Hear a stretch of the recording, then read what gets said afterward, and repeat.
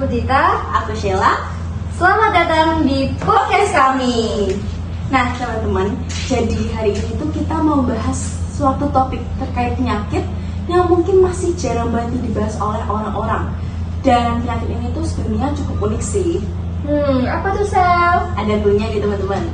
Cluenya adalah penyakit ini tuh seringkali diidap oleh para pekerja tambang. Kira-kira kalian udah pada tahu belum jawabannya apa? Langsung aja aku spill. Jadi hari ini kita akan membahas mengenai black lung disease. Dan spesialnya kita hari ini, kita tuh nggak sendirian guys. Kita ditemenin oleh dua narasumber kece. Silakan dua narasumber ini. Halo. Nah mungkin narasumber kita ini bisa memperkenalkan dirinya dulu nih. Halo semuanya, nama aku Akmal. Di sini aku akan membahas terkait kesehatan organ dalam, terutama paru-paru. Halo Akmal. Halo, aku Baik. Aku di sini akan bahas tentang revisi lingkungan kerja dan tambang. Halo Pak Ik. Nah, gimana nih buat kabar kalian berdua hari ini? Mungkin bisa diceritain sedikit-sedikit terkait kesibukan kalian akhir-akhir ini tuh apa aja sih? Ya, alhamdulillah kabar saya cukup baik. Akhir-akhir ini juga nggak banyak kesibukan sih karena kerja juga libur kan. Kalau untuk saya, ya alhamdulillah masih sehat. Meskipun hari ini agak kurang fit ya, soalnya akhir-akhir ini kerjaan lagi sibuk, terus juga cuacanya kan lagi musim hujan, dingin-dingin gitu. Wah, udah lengkap banget nih narasumbernya. Yuk langsung aja kita mulai. Pertanyaan basic dulu nih, apa sih sebenarnya black lung disease itu? Jadi, black lung disease itu adalah penyakit yang diderita oleh para penambang ketika mereka menghirup debu partikel batu bara terlalu lama. Nah, penyakit ini disebut black lung disease atau black pneumonia. Berarti penyakit ini tuh bukan suatu penyakit yang tiba-tiba muncul gitu ya gejalanya? Bukan, jadi ini tuh butuh waktu bertahun-tahun sebelum para pekerja ini menunjukkan gejala-gejala. Mungkin bisa disebutkan secara spesifik nih, kira-kira berapa tahun sih para pekerja tambang itu ketika mereka terkena penyakit ini tuh bisa memunculkan gejalanya itu setelah berapa tahun? Kalau biasanya sih jangka waktunya itu sekitar 10 sampai 12 tahun. Jadi kayak diam-diam mematikan gitu ya. Betul sekali. Nah kalau dari sisi kerja nih, kira-kira kenapa sih para pekerja tambang itu sering banget bisa terkena penyakit ini? Nah, jadi kenapa para pekerja ini sering terkena penyakit ini? Karena mereka itu setiap hari terkena paparan debu dari tambang.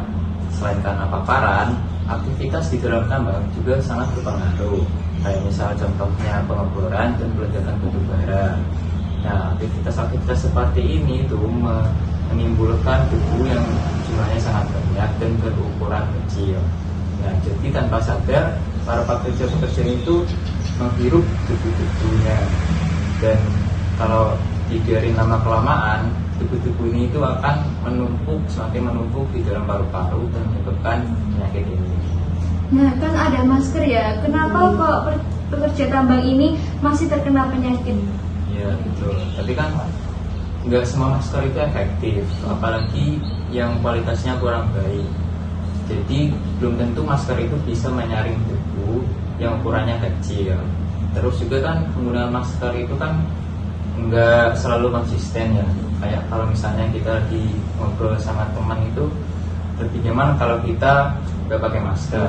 Tapi kan justru itu yang menyebabkan pekerja ini lebih gampang terkena penyakit ini. Nah, jadi lebih dia ke teledor gitu ya. Iya, betul. Nah, kalau udah gitu tuh sulit. Apalagi kalau debunya itu udah masuk terus menumpuk terlalu banyak. Jadi tubuh itu kan kalau dia kemasukan zat asing, dia itu akan mengeluarkan sel bernama sel fagosit. Nah, sel fagosit ini berfungsi untuk istilahnya memakan zat-zat asing yang masuk ke dalam tubuh. Nanti dia setelah memakan itu dibawa keluar, ditampung lalu dibawa keluar. ketika para penambang ini sudah terpapar terlalu lama, otomatis kan menumpuk. Nah, itu debunya itu nanti menumpuk semakin banyak dan sel fagosit sudah tidak mampu untuk mengeluarkan debu-debu itu. Jadi ketika dalam proses pengeluaran itu, ketika sel fagosit itu menampung terlalu banyak, dia bisa pecah dan mati, sehingga debu-debu yang ada di dalam sel fagosit itu akan keluar dan menempel kembali ke paru-paru, khususnya alveolus. Selain menyebabkan paru-paru tidak bekerja secara baik, kira-kira ada dampak lain nggak selain itu? Kalau dampak itu biasanya masuk ke dalam kehidupan sehari-hari ya. Soalnya kan manusia untuk beraktivitas itu kan membutuhkan energi. Sedangkan oksigen itu merupakan salah satu komponen yang diperlukan untuk menghasilkan energi. Nah, kalau bicara soal oksigen kan ya itu tugas utama paru-paru ya. Sehingga kalau paru-parunya itu tidak bisa bekerja secara baik, otomatis pasokan oksigennya pun akan berkurang, dan itu juga akan membuat produksi energi juga tidak baik gitu, sehingga aktivitas sehari-hari pun akan terganggu. Jadi penyakit ini tuh membuat para pengidapnya mudah lelah gitu ya? Iya, betul sekali. Kalau selain dari dampaknya tadi, kira-kira gejala yang ditimbulkan dari penyakit black lung disease ini itu apa aja sih? Kalau gejala awal itu biasanya seperti penyakit pada umumnya ya, batuk, pilek, terus juga tenggorokannya itu sakit. Lama kelamaan kalau sudah semakin parah itu penderita akan mulai merasakan sesak nafas, terus juga karena batuk yang terus menerus akan menyebabkan batuk berdarah itu, dan kalau sudah parah banget itu biasanya sampai henti nafas. Jadi emang gejala awalnya itu seperti penyakit-penyakit biasa gitu ya? Betul sekali, makanya banyak penderita itu kurang aware ya, bahasanya kurang memperhatikan kesehatan mereka, soalnya kan mereka nganggapnya kayak itu tuh penyakit biasa gitu.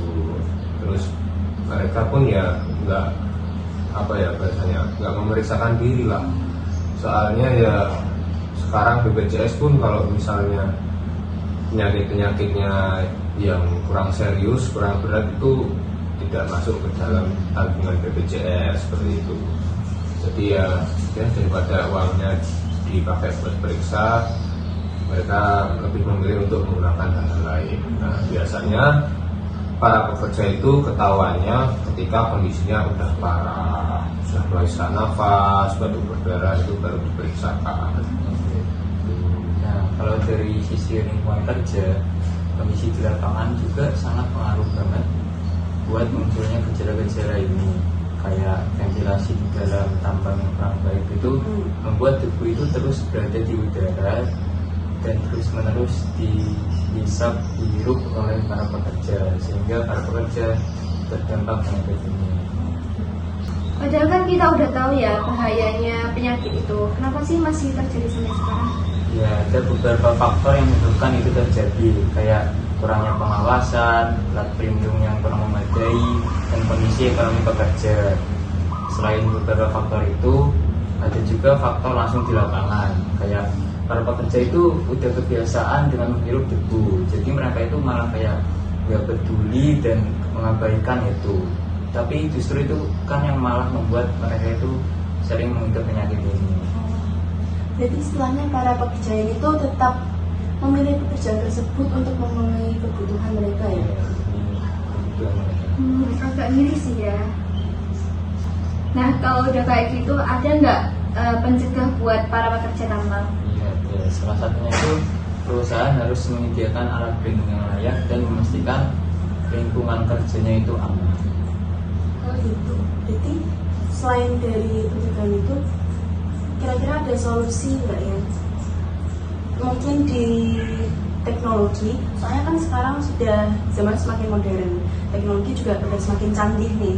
Kira-kira ada nggak sih teknologi yang bisa digunakan untuk setidaknya mencegah penyakit ini? Ada.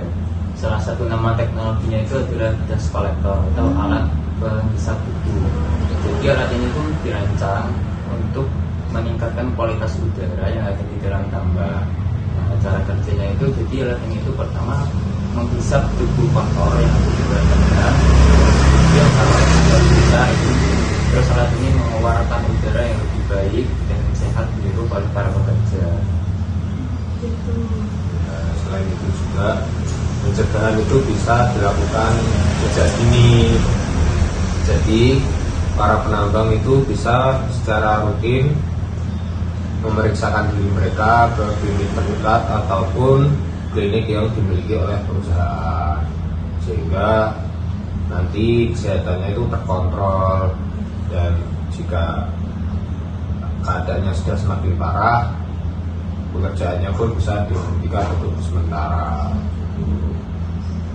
Nah, dari obrolan kita hari ini, kita tuh bisa tahu kalau black lung disease itu sangat berbahaya. Dan ini tuh bukan soal kesehatan manusia aja, tapi juga soal keselamatan kerja dan juga kemanusiaan. Nah, terima kasih buat narasumber kita hari ini. Terima kasih kembali. Dan buat teman-teman yang lagi nonton video ini, semoga kalian bisa lebih aware nih terkait penyakit black lung disease. Kalian juga bisa share video ini ke teman-teman dan juga ke keluarga kalian agar mereka bisa lebih mengenal nih terkait black lung disease. Sekian podcast hari ini. Sampai jumpa di Kesempatan selanjutnya. Bye-bye.